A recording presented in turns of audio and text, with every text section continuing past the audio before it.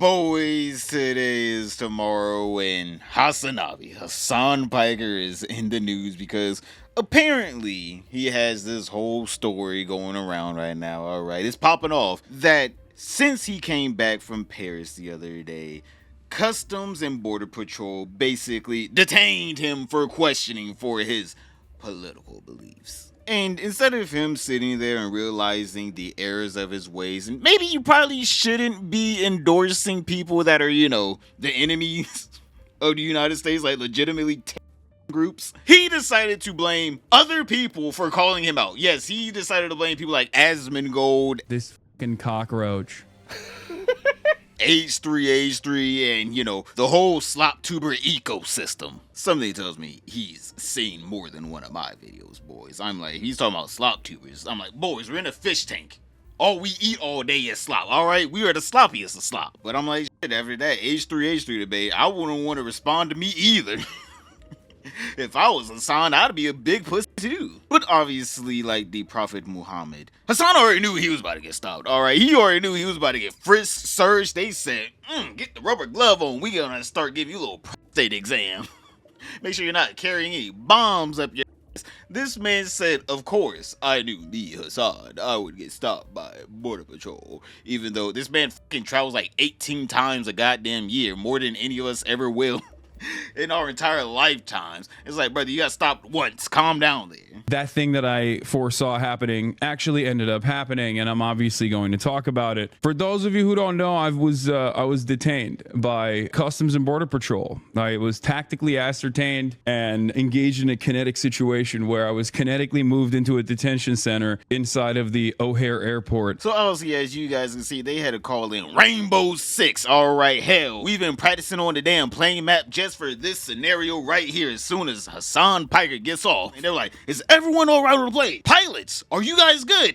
Keep yourself locked in there. We got the damn terrorist himself, Hasanabi Piker, scumbag. This man is making it sound like he was in a damn John Wick movie and he was getting interrogated. They had damn car batteries hooked up to his nipples. Like, brother, you're a U.S. citizen and you got detained for extra questioning. And even if, because what he's about to say is the Border Patrol guy knew who he was a damn fan from what he was making it seem like.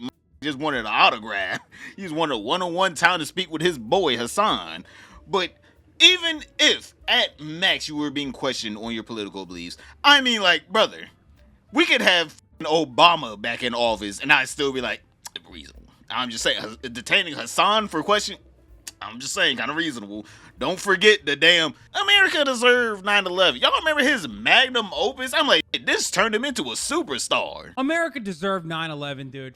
F it. I'm saying it. So let's not act surprised that Mr. Hasan Piker got detained. I'm just saying. So skipping past this whole story with the trip, this man had a whole damn story with this before he even got to the damn detainment center. I thought we were on one topic. This man's on a third one.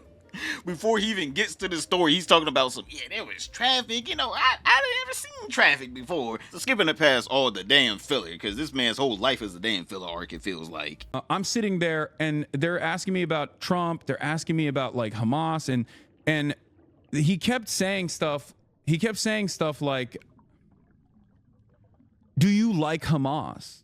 Like, do you support Hamas? Do you think Hamas is a resistance group? Do you think Hamas is a terrorist group or a resistance group? Like, he just kept asking over and over again, right? And I kept repeating the same statement over and over again. I kept saying, I kept saying a couple different things. One, in terms of like Israel and all the wars, I was like, I'm on the side of civilians. I want the endless bloodshed to end. I am a pacifist. I want wars to end. I just kept repeating that over and over again. Every single time he asked me a question, I just kept repeating that.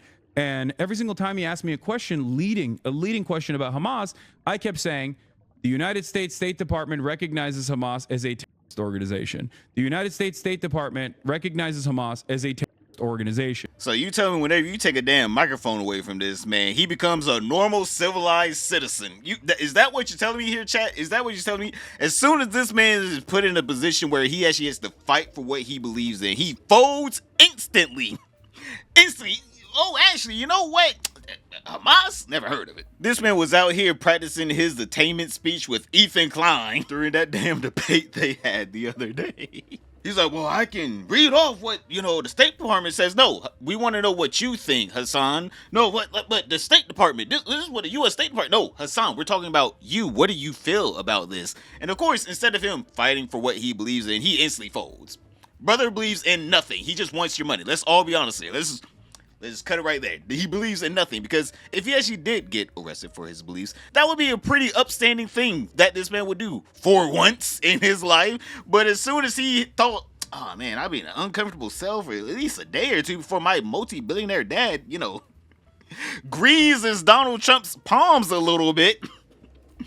That's kind of uncomfortable. You know what? I'll just say what I need to say to get out of this situation. That man instantly folded. Like, brother, you don't believe in shit. Boy would have pointed out Anne Frank in a heartbeat. Let's not act like this man is out here trying to be on the side of anybody, even the Gazan citizens. That boy said this is a nice money printer. But yeah, Hasan Piker continues on with his, whole story about how he could have went to jail. He would have been uncomfortable for like max a week, boys. Let's all be honest here. You think Hasan was gonna stay in a jail cell? Boys, really? He was not. This man is making up, at best, a tall tale or a very, very out of context revisionist history version of what actually happened to him. Depending on how I answer those questions, like, I'm fucking going to jail. Because the first stuff was just illegal for him to ask me those questions, and completely idiotic and ridiculous. And I think they did it because they know who the fuck I am, and they wanted to put the fear of God into me, not knowing that I'm a stubborn piece of shit, and that's not going to work at all, right? The second half of the conversation was actually like, because he left, went away for like 35 minutes, came back, and then he asked like actionable items. But one thing that I will take note of that I thought was very interesting was the fact that a lot of the shit that like the Ethan Kleins of the world have like cried about over and over again were unironically brought up in that fucking conversation. So what you're telling me here is Ethan Klein and the rest of us were trying to help you out and help you not get in this situation that you are in now, and tell you, hey man, the things you're saying kind of dangerous. Hey, man, maybe you should tone it down a lot. Just a lot. Just, you know what? Put it on mute. Don't even speak, because brother, you don't know what you're speaking about, and it's gonna get you in more trouble than you know. If anything, brother should be thanking us. If anything, we've been testing this man for so long to where he was able to pass the exam with flying colors, because for some reason the stubborn piece of shit became extremely rational whenever his freedoms were on the line. That boy turned quickly, talking about something. They don't know I'm a stubborn piece of shit. That's why I just told them everything they wanted to hear, and I did not tell them anything that I actually believe in. It's like saying your mother's a bitch halfway across the damn house where she can't hear you underneath your breath. It's like, yeah, you're definitely a stubborn piece of shit. Most people that are real stubborn pieces of shit would probably, get in trouble because they actually believe in something, and they won't allow anyone to, force them to say something that they do not believe in. But, Hasan, he will tell you whatever you want as soon as you have a little bit of authority over him. But don't you tune into his next stream now. He's going to be saying all the naughty words. I was shocked. Okay? Not like the bleach sword, obviously, but like the Houthi. Like, did you interview a Houthi? It says here that you interviewed a Houthi. And I was like, or was he actually a Houthi? And I was like, he's not. You can look to all of the reporting that came out afterwards and before I interviewed him, that he is not a Houthi, that he is a regular Yemeni citizen. And I said, like, his name is Rashid al-Haddad. He is not even a Shia. And the dude, luckily, again, Iraqi, went, oh yeah, that's right. That's a Sunni last name. Al-Haddad is a Sunni last name. So he must not have been a Houthi. And the very fact that that was like a point of contention that could have fucking gotten me arrested is insane.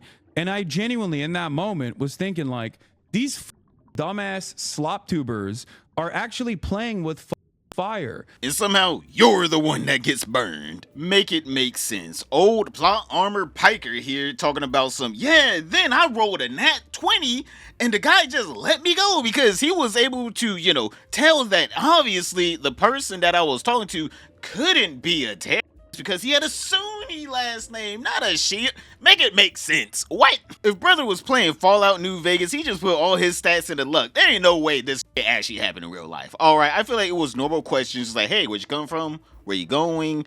Alright, you're a US citizen. Okay, alright, go back into line, go catch a flight. Because this man is out here saying, I was fighting for my life up in that little room. They asked me every question. They said, what about your dick right now? I said, this is illegal. If it's illegal, why didn't you report it, Hasan? Are you that scared? I thought you was a stubborn piece of shit. What are these people's names that detained you? Do you have a description of them? I'm like, brother is out here telling this story with no one there to back him up. He's just like, I was in this room. They started punching me in the face. But I'm like X-Man. So I regenerated quickly. That's why I don't have any bruises on my face. Like, brother, all right, yeah, we all believe this. Okay, we believe it. Brother out here trying to make it sound like he's a hero while putting in details that make it sound like, actually, it looks like you're a little rat. Looks like you scurried up out of that little room quickly. As soon as they opened up the door, you was out. You ain't even tried to make it seem like you was protesting or anything. So obviously everyone started reacting to this information, and Hasan, whenever he gets any little bit of pushback, he's like a little girl. He can't handle. He doesn't know how to take any kind of criticism. So he started crashing out on Twitter in his Twitch streams. Yeah, Hasan telling Asmon to unalive himself. So Hasan was not happy. Apparently I said that and I know exactly what made him mad in this clip, by the way. I said, the reason how I know you're not a real journalist is that Bernie Sanders won't sit down with you for more than 15 minutes. And I could, because he's a Bernie simp, and so am I to an extent, right? And I guarantee you that's what made him mad about this whole clip. He didn't care about anything else. I guarantee you it was just that one thing. And, the thing is, and it was mean. Yeah, it was kind of mean to say. So, I get it. And so he says this. Mold, why you use a hashtag for mold, is jealous of Hasan being renowned and celebrated for his work, says he's a streamer acting like a journalist.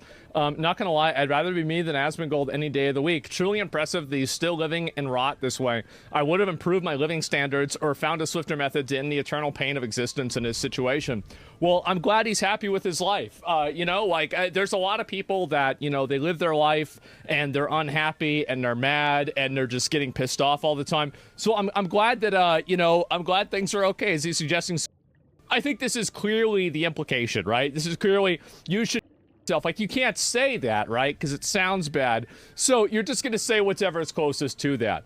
The thing is that if he's complaining about my living conditions, I think that he should look in the mirror, because it seems like I'm living in his head. Every single day he's tweeting about me, he's talking about me, he's thinking about me. Most of the time that I talk about Hasan, it's because he's talking about me.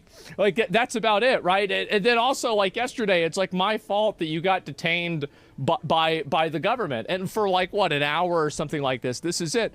And so anyway, everyone's taking shots at fuck Hasan. All right, Asmongold is just the biggest person. That's why obviously he responded to him. But the thing that made me question this story the most is when Hasan Piker, only a few days after having this extremely traumatic event, he was on his stream bragging about getting on CNN and having an interview about this, oh my god, life-altering event. They asked me questions, and then they let me go. I couldn't believe it. They asked me questions and then let me go. At 7 hours, unfortunately, chatters, but there's a good reason for it. I'm going to be on CNN with Kaitlan Collins in a little bit. That's right. And there's a bunch of other interviews lined up as well this week with other news broadcasters as well. Yeah, it seems like CNN decided, you know what?